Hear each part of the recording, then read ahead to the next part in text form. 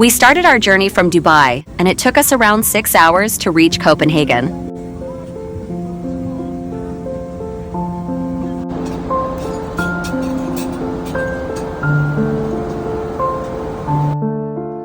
Upon our arrival, we checked into our hotel room. Since we had informed them earlier that it was our wedding anniversary, the hotel gifted us a bottle of champagne. Thank you, Nyhavn 71 Hotel. As you can see, our room was lovely. The bed was on the upper floor, and I absolutely adore the tiled roofs in Europe. The view of the city from above was breathtaking. We chose this hotel because of its proximity to Nyhavn, which we'll explore together in a bit.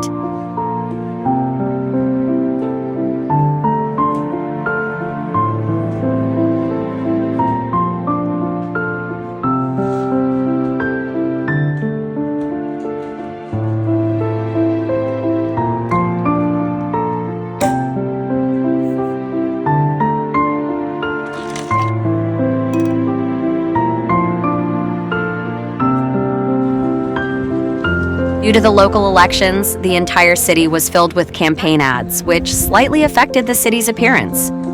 This is Nyhavn, a 17th century waterfront district, famous for its colorful buildings and vibrant atmosphere. It's one of the must-visit areas in Copenhagen. Another fun activity in Copenhagen is taking a boat ride through the canals, which I'll show you later. The tickets for these boat tours cost around €10, and there's no need to book in advance since they depart every half hour. Once you have your ticket, just arrive a few minutes early, line up, and hop on. The boat tours give you a unique perspective of the city and its landmarks. One of the famous treats in Copenhagen is churros, which I had tried before in Spain, but these were truly something special. They're crispy on the outside, soft on the inside, and often served with delicious dipping sauces.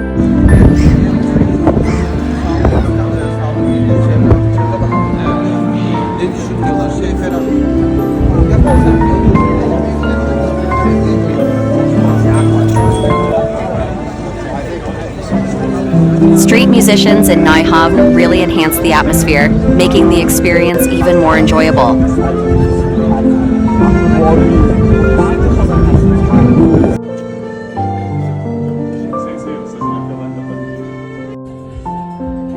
I collect fridge magnets wherever I go.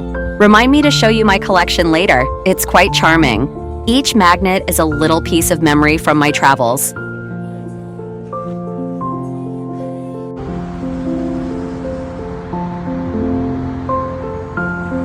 The alleys of Copenhagen were full of street art, giving the city a vibrant and artistic vibe.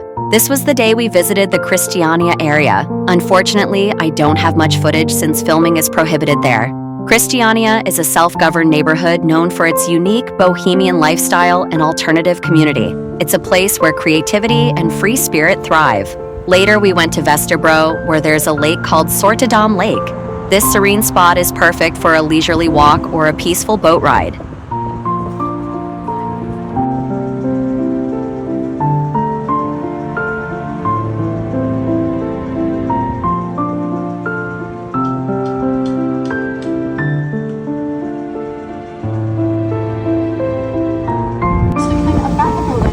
We took the same boats, called Havnebussen, which introduced us to Copenhagen sights, such as the Little Mermaid statue, Circle Bridge, and a few other spots.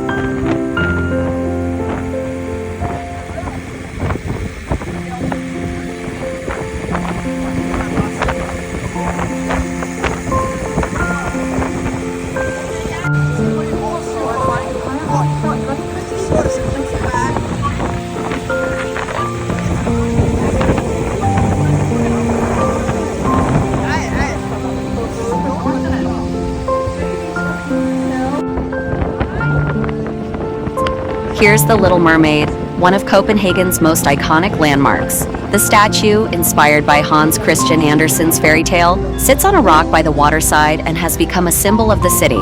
Tomorrow we plan to visit it from the land side.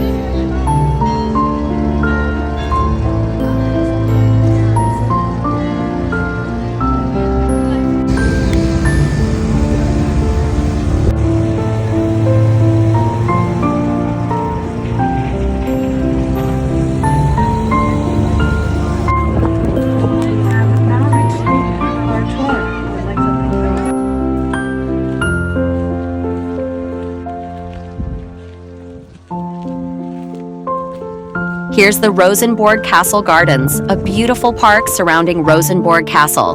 The castle, built in the early 17th century, was originally a royal residence and now houses the Danish crown jewels. After strolling through the park, we reached Rosenborg Castle.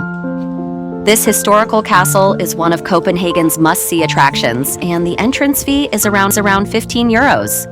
We had bought our tickets online in advance, but it wasn't really necessary as there was no line to enter.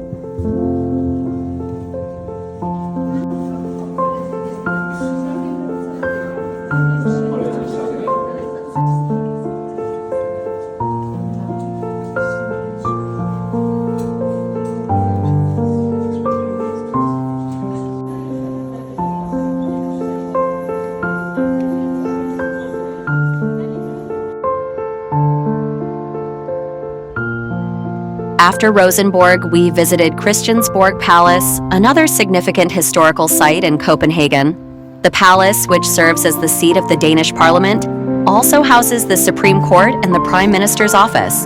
The entrance fee is about 20 euros, and there's no need to book tickets in advance for this one either. The palace also features the royal stables, which were interesting to see, showcasing the royal horses and carriages.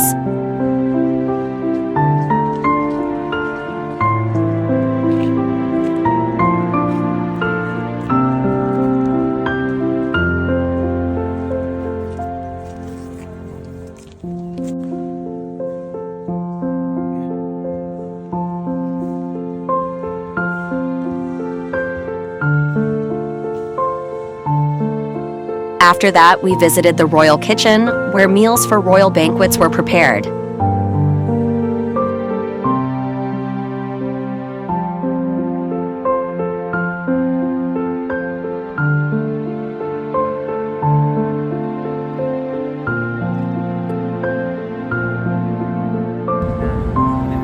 When the sun is out, people sit by the water and enjoy life.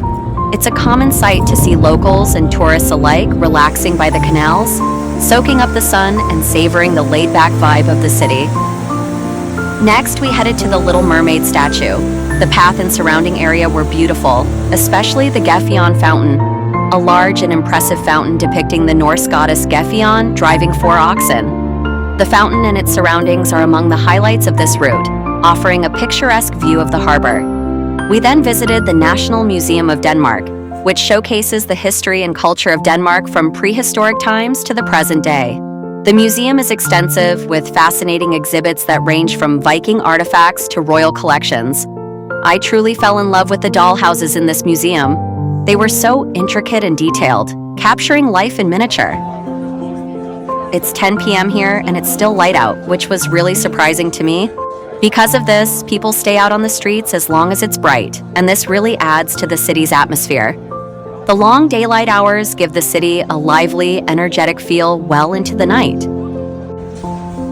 This is Frederiks Church, with its green dome, located near Amalienborg and Christiansborg palaces.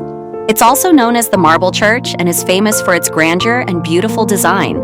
Here's the Museum of Illusions, which was a fun experience. The museum is filled with optical illusions and mind-bending exhibits that challenge your perception. On the last day, the weather was perfect, and everyone in the city was sitting by the water in Christianshavn, enjoying their drinks and soaking up the sun.